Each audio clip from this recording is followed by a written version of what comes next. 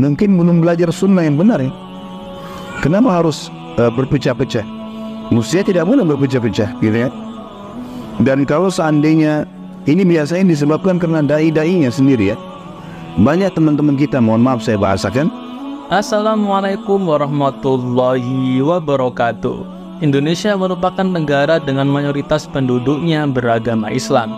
Namun walaupun mayoritas kita beragama Islam, kita tetap perlu waspada terkait potensi perpecahan di tengah umat Islam.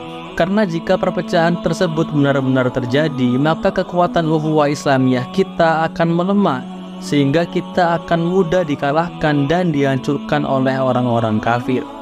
Banyak sekali faktor penyebab terpecah belahnya umat Islam, seperti berbeda pilihan politik, perbedaan pengambilan fikih, dan asobiyah atau fanatik golongan. Di antara beberapa faktor yang saya sebutkan tadi, ada satu faktor lagi yang cukup banyak terjadi di kalangan umat Islam. Apakah itu? Mari kita simak pemaparan Ustadz Khalid Basalamah tentang salah satu faktor pemecah belah umat Islam ini. Mari kita mulai. Nasihat Ustadz untuk teman-teman yang mengaji sunnah namun tidak bersatu, berpuak-puak dan berkelompok. Apa ini puak ini? Pecah-pecah. Kenapa berpecah-pecah? Ini menurut saya mungkin belum belajar sunnah yang benar ya. Kenapa harus berpecah-pecah? Mestinya tidak boleh berpecah-pecah, gitu ya. Dan kalau seandainya ini biasanya disebabkan karena dai-dainya sendiri ya. Banyak teman-teman kita, mohon maaf saya bahasakan, mungkin mereka baru belajar di satu negeri Arab, baru 2 tahun, 3 tahun, 4 tahun belajar, pulang, tiba-tiba dia mau terapkan yang di sana secara 100% di sini. Ini memang nggak mungkin seperti itu. Harus bijaksana, harus bijaksana. Indonesia bukan Yaman, Indonesia bukan Saudi, sama dengan Malaysia juga begitu. Artinya hukum halal haramnya Allah yang kita terapkan, tetapi dalam retorika penyampaian beda.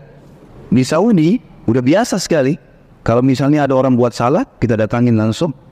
Ya akhi, kenapa nggak sholat? Bahkan pemerintah Saudi punya namanya Hayya 'alal ma'ruf nahi munkar. Ada kelompok Hizbah. Mereka itu kalau teman-teman lagi umroh atau haji, itu di pasar-pasar ada mobil, ada logo Hayya 'alal ma'ruf nahi munkar. Mereka pakai mic. Kalau waktu sholat teriak, sholat, orang diteriakin sama dia. Orang yang dulu, kamu kenapa duduk? Ayo sholat. Kalau enggak, dia tidak mau sholat ditangkap, naikin di mobil, penjara. Itu di Saudi sudah biasa. Di Indonesia kita nggak bisa, atau di Malaysia tidak bisa spontan begini. Kita masih harus secara individu, gitu ya. Datang, maaf, muslim, ya. Ini sudah masuk waktu sholat, ayo kita sholat. Nah, mungkin bisa kena, gitu ya. Tapi di Saudi mungkin sudah lain, sudah tiap hari bisa. Maka harus dengan cara lebih hikmah. Kami juga mendapatkan ini di Indonesia ada teman-teman yang belajar sunnah, kemudian tidak tahu penyakit apa yang masuk dalam jiwa mereka, tiba-tiba saling musuh-musuhi. Kenapa ini? Kenapa? Ini nggak boleh terjadi teman-teman sekalian.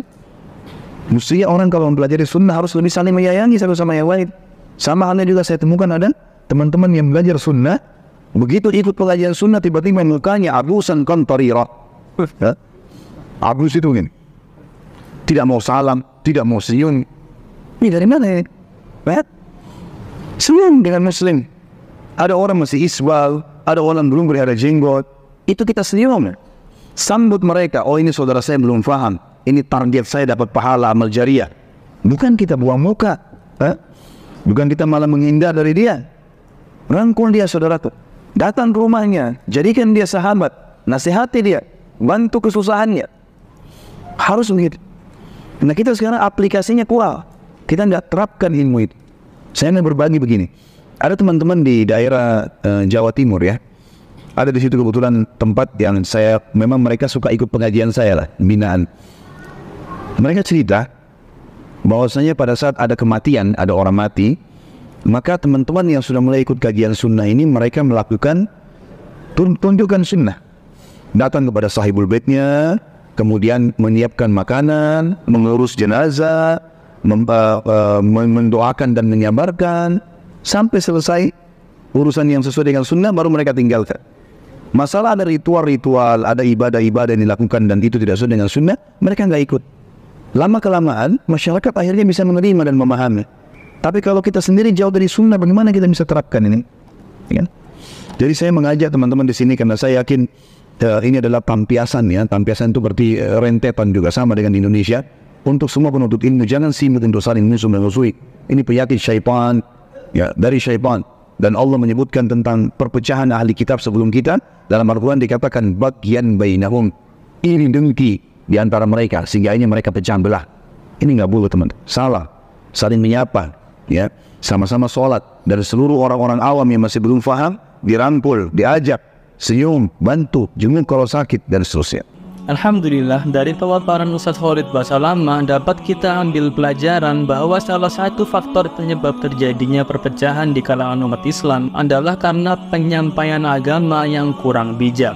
Ditambah lagi dengan adanya sebagian dari umat Islam sendiri yang bermuka masam terhadap saudaranya hanya karena saudaranya belum mengerti atau masih awam. Maka dua hal inilah yang memicu terpecah belahnya umat Islam sehingga ukhuwah Islamiyah antar umat Islam menjadi semakin tipis. Nauzubillah, semoga Allah memberikan hidayah pada kita semua dan semoga Allah satukan hati seluruh umat Islam sehingga tercipta keharmonisan antar umat Islam. Amin ya rabbal alamin. Wassalamualaikum warahmatullahi wabarakatuh.